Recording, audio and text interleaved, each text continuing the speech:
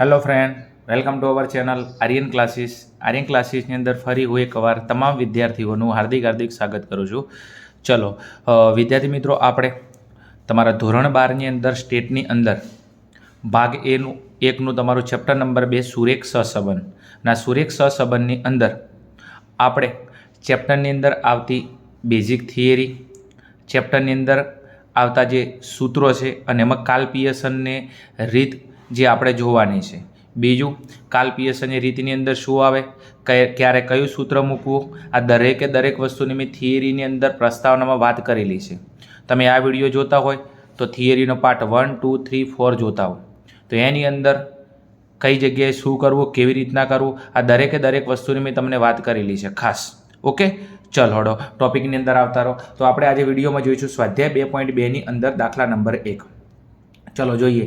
એક સોસાયટીમાં રહેતા 7 કુટુંબોમાંથી, હવે તમે જો એક સોસાયટીમાં રહેતા 7 કુટુંબો, તો 7 કુટુંબો તો નિર્દેશ n, તો સ્મોલ n કેટલો મળી ગયો તમને? 7 મળી ગયો. આગળ મેળવેલા નિર્દેશ પછી પિતાની ઊંચાઈ સેમીમાં અને તેમના પુખ્ત વયના પુત્રની ઊંચાઈ સેમીમાં. તો પિતાની ઊંચાઈ સેમીમાં એને આપણે x કહીશું અને પુત્રની ઊંચાઈ સેમીમાં એને આપણે y કહીશું. અને નીચેની માહિતી પરથી આપણે સહસંબંધાંક ગણો. ચલો, પિતાની ઊંચાઈ સેમીમાં આપેલી છે 170, 169, 168, 167, 67, 65, 164. પુત્રની ઊંચાઈ સેમીમાં આપેલી છે 172, 168, 170, 168, 165, 167, 167. બધી વાતની અંદર કવિ એમ કહેવા માગે છે કે અહીંયા શું શોધવાનું છે? સહસંબંધાંક. અને સહસંબંધાંકને આપણે શું કહીશું? r. તો આપણે r we have to find, આપણે r શોધવાનો છે. ઓકે, ચલો હવે આપણે સીધા દાખલા ઉપર જઈએ છીએ. તો દાખલાની અંદર જોઈએ આપણે તો સૌથી પહેલાં આપણે કોષ્ટક ઉપર ફોકસ કરીશું. તો અહીંયા તમે જો અમે કોષ્ટક બનાવી નાખ્યું છે. કોષ્ટકની અંદર તમે થોડું ધ્યાન આપજો એમ. ઓકે, ચલો સુરેખ સહસંબંધ સ્વાધ્યાય 2.2નો દાખલા નંબર 1. ચલો હવે અહીંયા કીધું છે નીચેની માહિતી પરથી સહસંબંધાંક શોધો. શોર્ટમાં લખેલું છે, બુકમાં આપેલું છે. ઓકે, દાખલા નંબર 1ની અંદર સહસંબંધાંક r શોધવાનો છે. તો સૌથી પહેલાં મેં કોષ્ટક બનાવેલું છે, તમે જોઈ શકો છો અહીંયા. ચલો સૌથી પહેલાં પહેલું કોલમ એક્સનું, બીજું કોલમ વાયનું. પિતાની ઊંચાઈ એને આપણે કહીશું એક્સ, પુત્રની ઊંચાઈ એને કહીશું આપણે વાય. ચલો હવે સૌથી પહેલાં દાખલાની શરૂઆત ચોથી કરવાની, એ મેન પ્રશ્ન છે. તો દાખલાની શરૂઆત કરવાની સૌથી પહેલાં તમારે અહીંયા જે એક્સ આપેલો છે એનો સરવાળો કરીશું. તો 170 plus 169 plus 168 plus 167 plus 167 plus 165 plus 164. એટલે આનો સરવાળો કરશે એટલે મળશે તમને સિગ્મા એક્સ. શું મળશે? Sigma x. એટલે દરેકનો તમે સરવાળો કરશો તો તમારો સિગ્મા એક્સ આવશે 1169. કેટલો આવશે? 1169. ઓકે, એટલે આ બધાનો સરવાળો કરશો એટલે સિગ્મા એક્સ મળશે 1169. ચલો એના પછી આપણે જરૂર છે વાયના અવલોકનનો સરવાળો. તો વાયના અવલોકનને આપણે કહીશું સિગ્મા વાય. સિગ્મા એટલે સરવાળો કોનો? વાયના અવલોકનો. અને વાયના અવલોકનો તમે સરવાળો કરશો 172 plus 168 plus 170 plus 168 plus 165 plus 167 plus 167. હવે આનો બધાનો તમે સરવાળો કરશો તો તમને સરવાળો મળશે 1176. કેટલો મળશે? 1176. વિદ્યાર્થી મિત્રો, કોઈ પણ સમ આવે કાલ્પનિયસનની રીતનો. ઓકે, બીજું અહીંયા કોઈ રીતનો ઉલ્લેખ નથી કરેલો, મગજમાં રાખજો.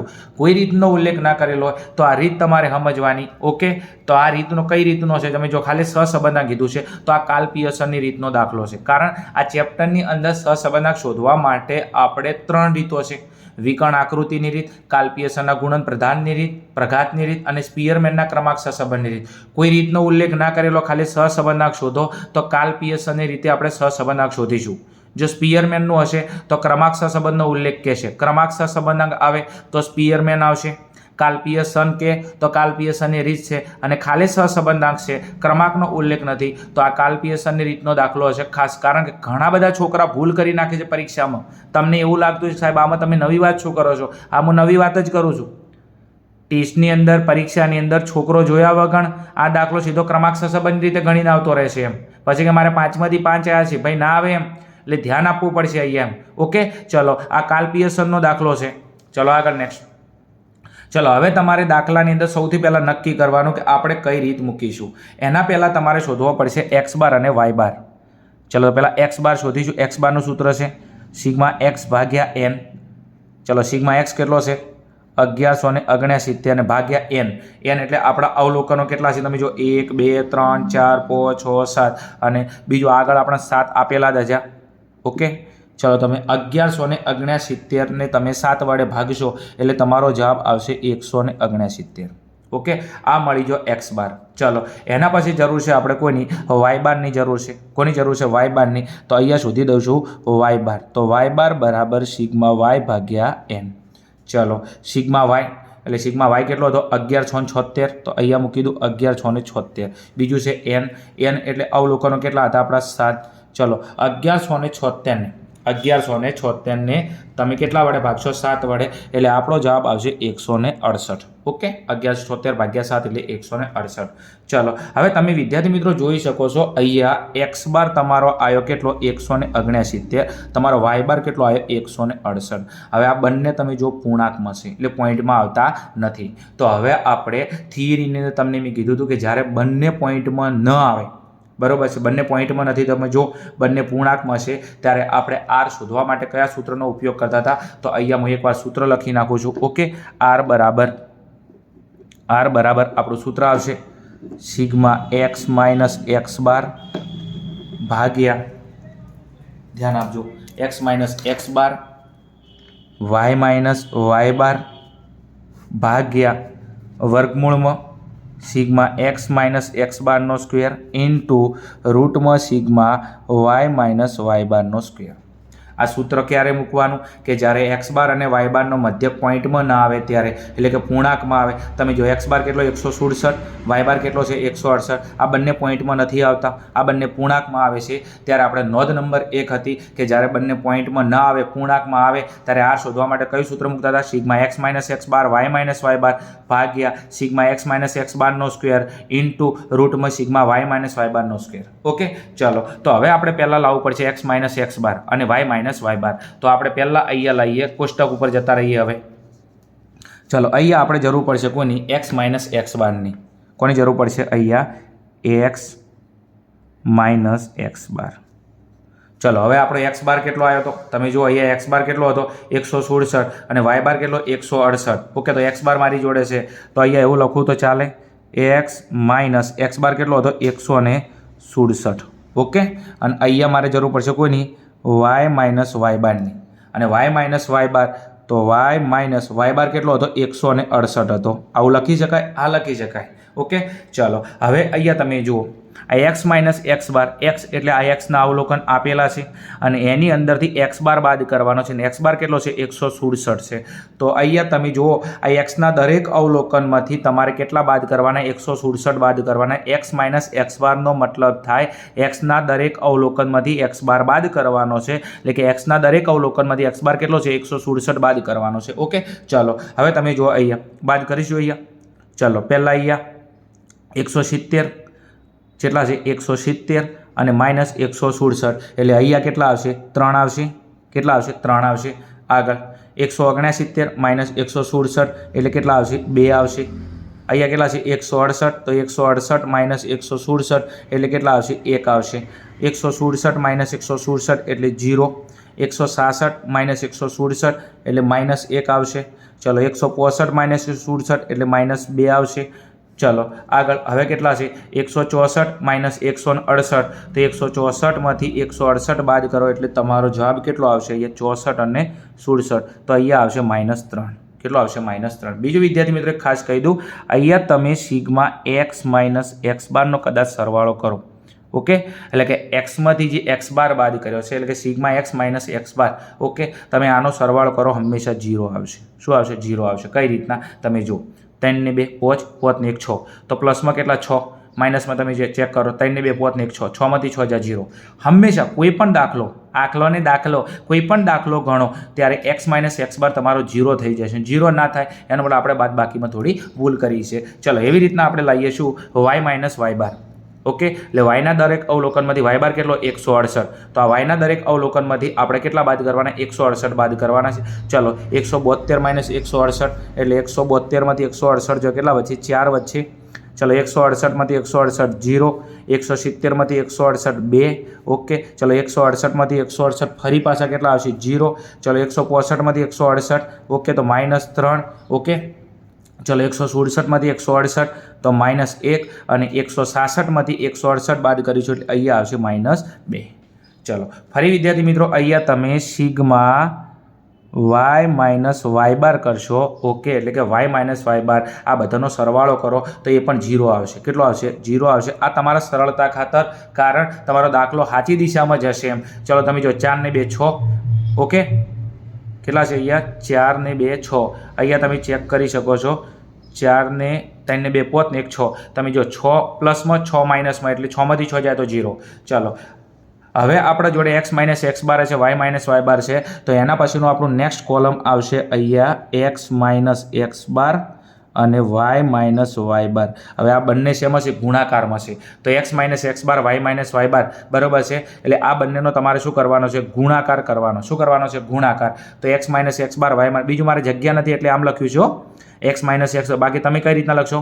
x minus x bar, y minus y bar. Okay, પહેલો કૌંસ અને બીજો કૌંસ, એટલે આ બંનેનો ગુણાકાર. ચલો ગુણાકાર કરીએ x minus x bar, y minus y બારનો. 4 તરી 12, તો અહીંયા 12.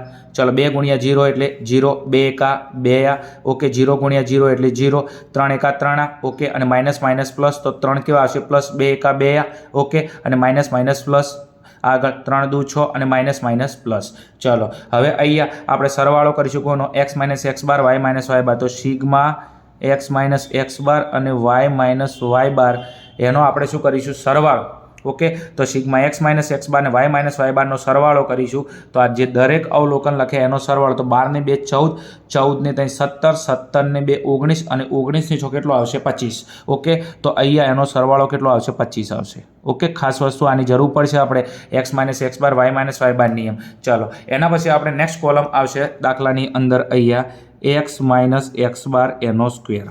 શું કરીશું આપણે? x માઇનસ એક્સ બાર એનો સ્ક્વેર. તો તમે જુઓ આ રહ્યો x માઇનસ એક્સ બાર અને એનો શું કરીશું? Square. Okay, x minus x બારનો સ્ક્વેર. તો આ x માઇનસ એક્સ બાર એટલે આ દરેક અવલોકનનો આપણે વર્ગ કરીશું. ચલો 3નો વર્ગ 9, ચલો 2નો વર્ગ 4, 1નો વર્ગ 1, 0નો વર્ગ 0, 1નો વર્ગ 1 અને માઇનસ માઇનસ પ્લસ, 2નો વર્ગ 4 અને માઇનસ માઇનસ પ્લસ, 3નો વર્ગ 9 અને માઇનસ માઇનસ પ્લસ. ચલો સરવાળો કરી દઈશું અહીંયા. તો હવે આપણે જરૂર પડશે અહીંયા સિગ્મા x માઇનસ એક્સ બાર એનો વર્ગ. તો આ દરેકનો વર્ગ કર્યો છે એનો સરવાળો કરી દઈએ. ચલો 9 4 13, 13 ને 14, 14 ને 15, 15 ને 4 19 અને 19 ને 9 ફરી, બરોબર છે. 19 અને 9 એટલે કેટલા થશે? 28 થઈ જશે અહીંયા. તો આ આવી ગયા 28. ચલો એના પછી નેક્સ્ટ જરૂર પડશે આપણે છેલ્લું કોલમ છે શું? y માઇનસ વાય બાર એનો સ્ક્વેર. જેવી રીતે x માઇનસ એક્સ બારનો સ્ક્વેર કર્યો એવી રીતના y માઇનસ વાય બારનો સ્ક્વેર કરીએ. તો આ y માઇનસ વાય બાર અને એનો શું કરવાનો છે? વર્ગ. તો આ દરેક અવલોકનનો આપણે વર્ગ કરીશું. વર્ગ કરવાનો છે કોનો? y માઇનસ વાય બારનો સ્ક્વેર. તો આ y માઇનસ વાય બાર એનો વર્ગ કરીશું. ચલો 4નો વર્ગ અહીંયા આવશે 16.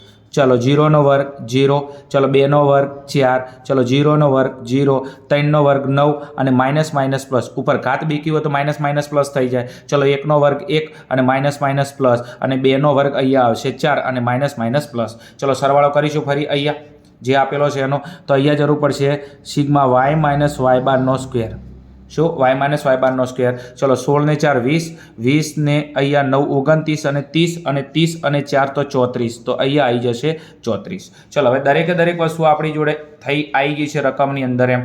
ઓકે, ચલો હવે આપણું સૂત્ર છે કે જ્યારે મધ્યક આપણો શેમાં ના આવે? પોઈન્ટમાં ના આવે, એટલે કે પૂર્ણાંકમાં આવે, ત્યારે કાલ્પિયસરની રીતે આપણે નોંધ નંબર 1 2 અને 3 ચલાવી હતી. એમાં સૂત્ર હતું r બરાબર sigma x minus x bar y minus y bar ભાગ્યા વર્ગમૂળમાં સિગ્મા x માઇનસ એક્સ બારનો સ્ક્વેર ઇન્ટુ રૂટમાં y માઇનસ વાય બારનો સ્ક્વેર. ઓકે, ચલો હવે કિંમત મૂકી દઈશું આપણે. ચલો x minus x bar y minus y bar. Okay, sigma x minus x bar y minus y bar. તો આ જો sigma x minus x bar y minus y bar. Okay, કેટલો છે? 25. તો અહીંયા મૂકી દો કેટલા? 25. આગળ નેક્સ્ટ. ચલો એના પછી આપણે જોઈશું અહીંયા x માઇનસ એક્સ બારનો સ્ક્વેર. x માઇનસ એક્સ બારનો સ્ક્વેર. તો આ જો સિગ્મા x માઇનસ એક્સ બારનો સ્ક્વેર કેટલો છે? 28. તો અહીંયા મૂકી દઉં છું 28. ઓકે, ગુણ્યા પોઈન્ટ કરો, ગુણ્યા કરો, બંને એક જ છે. Okay, sigma y minus y બારનો સ્ક્વેર. તો સિગ્મા y માઇનસ વાય બારનો સ્ક્વેર કેટલો છે? 34. તો અહીંયા મૂકી દઉં છું કેટલા? 34. ચલો આગળ જવું છે નેક્સ્ટ. હવે બધું નવું કશું કરવાનું નથી, કિંમત આવી ગઈ છે સૂત્રની અંદર, બરોબર છે. ખાલી સૂત્ર આવડતું હોવું જોઈએ. ચલો હવે 28નું વર્ગમૂળ કાઢવાનું છે. કોનું? 28નું. તો તમે 28નું વર્ગમૂળ કાઢશો એટલે કેટલું આવશે? 5.29. કેટલું આવશે? 5.29 ગુણ્યા બીજું તમારે કોનું વર્ગમૂળ? 34નું. તો તમે 34નું વર્ગમૂળ કાઢશો તો તમારો જવાબ આવશે 5.83. ઓકે, 28નું વર્ગમૂળ કાઢ્યું કેટલું આવ્યું 5.29. 34નું વર્ગમૂળ કેટલું આવ્યું 5.83. ચલો હવે આ 25 એમના એમ લખી દો થોડી વાર માટે. અને હવે આ બેનો નીચે શું કરવાનો ગુણાકાર 5.29 ગુણ્યા 5.83. 25 એમના એમ લખી દીધા છે. આ બંને ગુણાકારના સંબંધમાં છે. 28નું વર્ગમૂળ કાઢ્યું 5.29. 34નું વર્ગમૂળ કાઢ્યું 5.83. હવે આ બંને ગુણાકારના સંબંધમાં છે તો એ બંનેનો ગુણાકાર કરી દઈશું એમ. તો આ બંનેનો ગુણાકાર કરશું કેટલો આવશે અહીંયા તો 30 અહીંયા બરાબર છે. બંનેનો ગુણાકાર કરી નાખીએ કેટલો છે અહીંયા 5.29 ગુણ્યા 5.29 ગુણ્યા 5.83. ઓકે એનો ગુણાકાર કરશો એટલે આવશે 30.8407. 30.8407. ઓકે તમે પોઈન્ટ પછી 2 આંકડા લેશો તો બી ચાલશે. ચલો હવે 25 ભાગ્યા ઓકે તો હવે 25ને તમે 30.8407 વડે ભાગી નાખો એમ તો 25 ભાગ્યા 30.8407 તો તમારો જવાબ આવશે અહીંયા તમે જો 0.81. કેટલો આવે છે 0.81 દેખાય છે. ચલો તમે જો 0.81 પોઈન્ટ પછીનો આંકડો તમે જો 0 છે. જો પોઈન્ટ પછીનો આંકડો 5 અને 5થી વધારે હોત તો આગળ 81માં ઉમેરીને 82 કરી દોત. ઓકે પણ પોઈન્ટ પછીનો આંકડો 5 અને 5થી ઓછો છે તો રાઉન્ડ ફિગર લેવાની કોઈ જરૂર નથી. તો જવાબ કેટલો આવશે 0.81. તો અહીંયા આપણો જવાબ આવશે 0.81. ઓકે ચલો આ કોનો જવાબ આવ્યો આપણો આર બરાબર જવાબ આવ્યો છે. છેલ્લે તમારે આવું લખી દેવાનું કે આર બરાબર 0.81. ઓકે તો આ થઈ ગયો આપણો દાખલાનો ફાઇનલ જવાબ. બીજું હવે ખાસ તમારે અહીંયા અર્થઘટન કરવાનું છે. શું કરવાનું છે અર્થઘટન કરવાનું છે. શું કરવાનું છે અર્થઘટન કરવાનું છે. હું તમને સમજાવી દઉં એમ તો તમે જો આ 0.81 એ 1ની નજીક છે. કોની નજીક છે 1ની નજીક છે. અને જ્યારે 1ની નજીક હોય બરાબર છે તો તમે એવું કહેશો કે બે ચલો વચ્ચે બીજું ધનમાં છે કે ઋણમાં છે કે ધનમાં છે ધનમાં છે. ઓકે તો ધન સહસંબંધો છે અને 1ની નજીક છે. 1ની નજીક હોય તો વધુ ગાઢ ધન સહસંબંધ છે એમ કહેવામાં આવે છે. તો અહીંયા શું લખીશું અહીં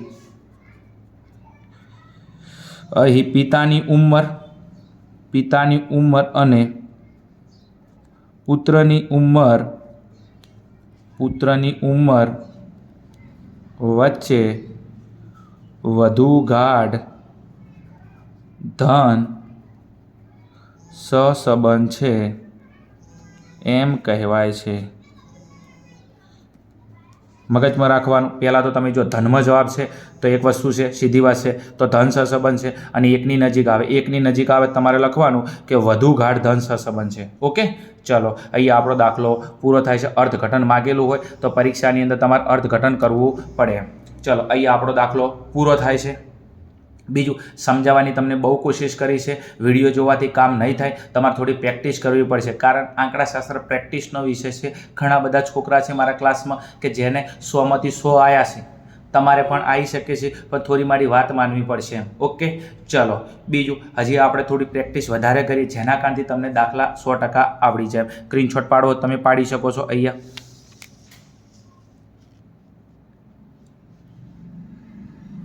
ઓકે